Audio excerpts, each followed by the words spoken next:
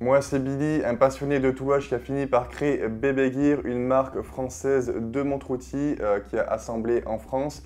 Et aujourd'hui, j'avais envie de comparer deux marques que j'aime beaucoup pour savoir laquelle a le meilleur rapport qualité-prix. Pour ça, j'ai pris quatre montres. Donc, il y a deux Citizen, deux Seiko. Il y en a deux à 300 euros et deux à 650 euros. J'ai fait exprès parce que des fois, en fonction de la fourchette de prix, ça peut valoir plus ou moins le coup chez telle ou telle marque. Alors pour le premier round, les deux montres font exactement 650 euros. Pour les prix, je me suis basé sur les prix officiels des marques, mais évidemment en général, en cherchant bien, vous pouvez les avoir un peu moins chers. En fonction des boutiques, moi c'est David et Philly qui m'ont prêté ces montres et si jamais vous les contactez en disant que vous venez de ma part, peut-être qu'ils feront un petit geste. Voilà, je dis ça, je dis rien. Du côté de la Citizen, on a la ProMaster Mechanical Diver 200 mètres NB 602117E. Sinon, on peut l'appeler aussi la Fujitsubo, en hommage à son ancêtre des années 70. Et pour la Seiko, c'est une Prospex Samurai SRPL 13K1, une version 2024 qui est un peu actualisée de la célèbre Samurai originale. Donc deux montres de plongée automatiques et robustes. La première chose qu'on remarque déjà, c'est qu'on a un bracelet acier sur la Seiko et bracelet rubber sur la Citizen. Rien que là, on a une grosse différence de proposition puisque si vous voulez la version bleue avec le bracelet acier chez Citizen, il faut rajouter 100 euros. Et vu que mon but, c'était vraiment de comparer le rapport qualité-prix à prix égal, justement, j'ai choisi la version à 650 euros. Mais voilà, ça permet de voir déjà qu'à ce niveau-là, on est mieux servi chez Seiko. Puisqu'un bracelet acier, ça coûte plus cher qu'un bracelet rubber. Ensuite, pour le mouvement, la Citizen, elle embarque le calibre automatique manufacture Citizen 9051. C'est un mouvement moderne de la série 9000 qui a 28 800 alternances par heure. Soit 4 Hz et il offre environ 40 heures de réserve de marche. Il a la résistance magnétique renforcée grâce à des matériaux qui sont anti-magnétiques. C'est quand même un vrai plus puisque voilà, une montre ça peut se magnétiser assez facilement voilà, avec tous les appareils électroniques qu'on a autour de nous. Et en termes de précision, Citizen annonce une déviation d'environ 20, enfin plus ou moins 20 secondes par jour. En réalité, c'est beaucoup mieux que ça en général. En face, la Seiko, du coup, elle est équipée du bon vieux calibre Seiko 435. C'est pas moi qui vais dire du mal de ce calibre, mais là, le Citizen est mieux en tout point, tout simplement. Alternance par heure plus élevée, réserve de marche légèrement plus longue et anti-magnétique. Pour la fiabilité, je peux confirmer que le 435 est excellent, c'est un vrai tracteur et je connais pas aussi bien le 9051, mais j'ai fait quelques recherches pour voilà, justement avoir l'avis des utilisateurs sur le long terme par contre.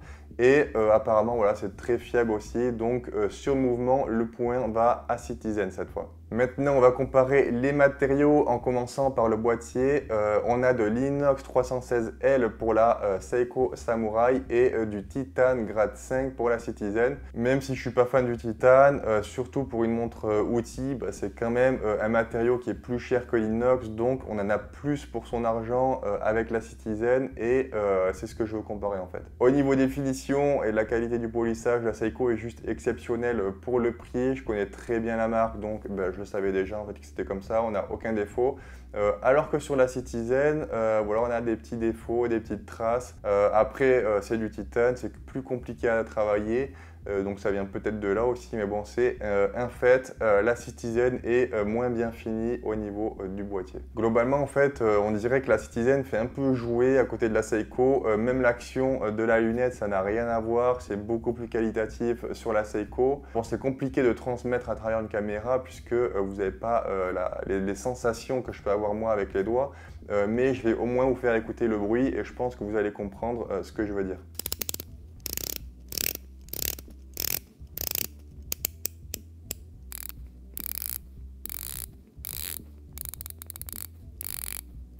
Pareil sur une insert de lunettes, la pièce en aluminium avec les chiffres, la finition est beaucoup plus jolie sur la Seiko, elle est légèrement mate, un peu granuleuse comme ça.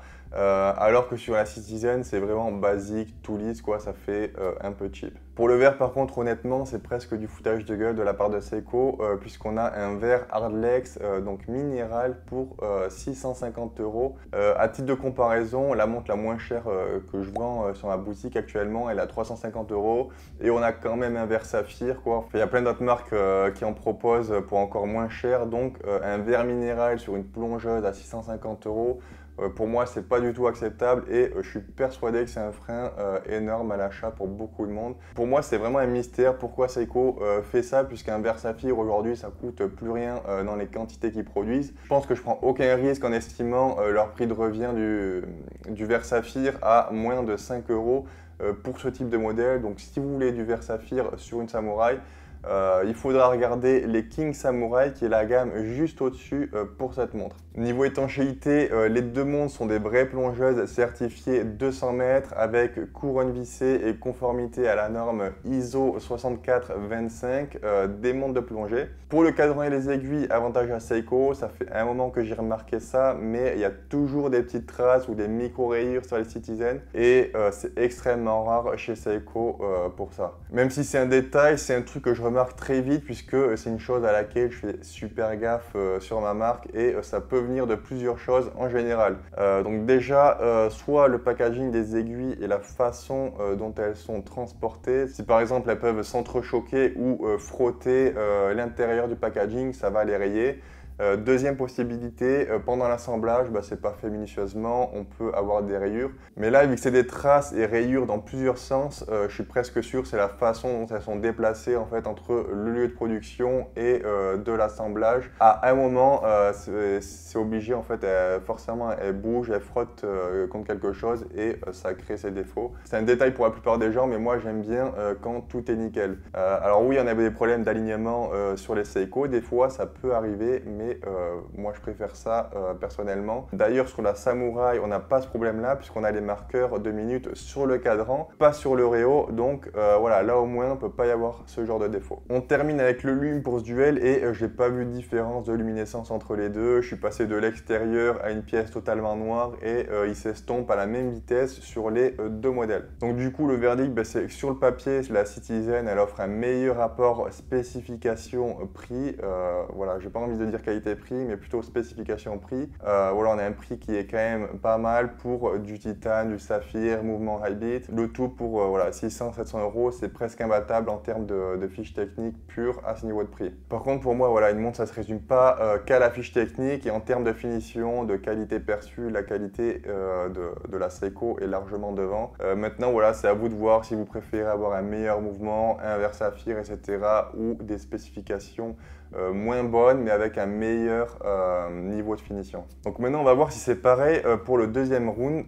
Donc les montres à environ 300 €. On a la Citizen ProMaster NY0084 89EE et en face la Seiko 5 Sport SRPD 51K1. Donc la Citizen elle embarque le mouvement Citizen 8204 qui est automatique avec une alternance de 21 600 par heure, donc 3 Hz, comme le 436 de la Seiko d'ailleurs, et on a le stop seconde sur les deux aussi, c'était pas le cas avant sur le mouvement Citizen 8203, mais là ils ont mis à jour récemment quelques modèles chez Citizen en remplaçant justement le 8203 par le 8204 qui lui a bien le stop seconde. Donc quand vous tirez la couronne, la trotteuse, elle s'arrête et ça permet de régler l'heure plus précisément. Et voilà, ça c'était pas possible sur l'ancien mouvement. Donc là pour le mouvement c'est kiff-kiff, les deux ont fait leur preuve depuis des dizaines d'années, donc c'est un match nul sur ce calibre. Maintenant on va passer à la construction et aux fonctionnalités de ces deux montres. Et là il y a des différences qui vont clairement faire pencher la balance, vous allez voir. La Citizen c'est une véritable montre de plongée, encore une fois ISO 6425 certifiée. La affiche même fièrement le diver de 100 mètres sur son cadran et répond à toutes les exigences d'une plongeuse pro. Étanche à 200 mètres, couronne et fond vissé, lunettes unidirectionnelles, lisibilité, luminescence au top. D'ailleurs, la couronne elle est placée à 8 heures, comme sur d'autres Citizen de plongée. Voilà, ça contribue aussi à l'identité qui est très pro de cette montre. On a un verre minéral par contre sur les deux, mais à ce prix, c'est pas déconnant. La Seiko, elle est sortie en tant que soi-disant héritière de la SKX 007, mais personne n'est dupe, hein. Quand on a seulement 100 mètres d'étanchéité, pas de lume sur l'insert de lunettes, pas de couronne vissée, voilà, on sait que c'est pas une vraie plongeuse malheureusement. Aujourd'hui, pour moi, la Seiko qu'on peut encore trouver neuve et qui se rapproche le plus de l'ADN d'une SKX 007, c'est la SRPE 93. J'avais fait une vidéo sur cette montre et en plus, c'est la Prospex la moins chère de la gamme. C'est une montre qui vaut vraiment le coup, je vous la recommande. Et si vous cherchez une vraie tool watch, vous pouvez aussi aller sur BB Gear. On fait uniquement des montres bien robustes avec couronne vissée, verre saphir, boîtier ultra solide, etc. Bref, allez voir le lien est en description. En tout cas, tout ça pour dire que la Citizen l'emporte clairement sur les fonctionnalités dans ce match. Sur les finitions, je ne vais pas m'étaler puisque c'est exactement comme sur les montres à 650 €. C'est beaucoup mieux chez Seiko sur exactement les mêmes points. Donc du coup, le constat il est assez clair à mes yeux. Citizen remporte le match du rapport spécification prix pur dans cette gamme de prix puisqu'on a une véritable plongeuse automatique certifiée pour environ 250-300 €. Elle offre tout ce qu'on peut attendre du tool watch de plongée sans trop souffler franchement. Et même quelques spécificités sympas comme la couronne à gauche, c'est pas mal. Donc honnêtement, pour un amateur qui veut une montre automatique solide pour n'importe quelle aventure, c'est difficile de faire mieux pour le prix. D'ailleurs, je pense qu'on peut considérer en fait que la meilleure vraie diver abordable, c'est Citizen maintenant, puisque Seiko, j'ai l'impression en fait qu'ils ont un peu abandonné ce créneau pour moi depuis l'arrêt de la SKX. On n'a pas de vraie plongeuse à moins de 300 € chez eux. Par contre, la SRPD, ce qu'elle a en plus, c'est les finitions, le jour de la semaine pour ceux que ça intéresse et la possibilité de modding qu'on a dessus. On peut très bien changer le verre par du saphir, l'insert de lunettes pour de la céramique pour avoir quelque chose de beaucoup plus classe par exemple. Donc pour résumer ce match, donc Citizen contre Seiko finalement, on voit clairement que c'est deux philosophies différentes en fait. Citizen cherche toujours à avoir la meilleure fiche technique possible, alors que Seiko mise tout sur les finitions et la qualité de fabrication. Du coup, je ne vais pas déclarer de vainqueur au final, puisqu'en fait, ça va être à vous de voir ce que vous cherchez exactement en fonction de ce que vous comptez faire avec chaque montre et aussi votre sensibilité. Il y a des personnes qui veulent absolument le meilleur mouvement pour un prix le plus faible possible et qui regardent quasiment pas les autres specs. Il y a des gens qui, au contraire, sont très satisfaits avec un mouvement basique, mais par contre, ils veulent des finitions parfaites. Moi, honnêtement, je suis plutôt dans ce camp-là, mais c'est pas pour ça que j'achèterai jamais une Citizen. Ils ont plein de modèles que j'apprécie beaucoup. D'ailleurs, j'ai testé deux ProMaster dernièrement sur ma chaîne et j'ai adoré les deux. Je fais pas mal de reviews de Citizen sur ma chaîne et en général, ce que je vous fais découvrir, c'est ce que j'aime. En plus, il faut pas toujours regarder les specs. Des fois, on a un coup de cœur sur la montre, on la trouve magnifique. Dans ce cas-là, on s'en fout de la matière du verre, du mouvement, s'il a 40 ou 70 heures de réserve de marche. Voilà, il faut aussi savoir se faire plaisir quand ça rentre dans le budget. Voilà, je remercie David et Philly qui m'ont prêté ces montres. N'hésitez pas à aller regarder les montres aussi BB Gear si vous aimez les montres outils et on se retrouve très vite pour une nouvelle découverte horlogère.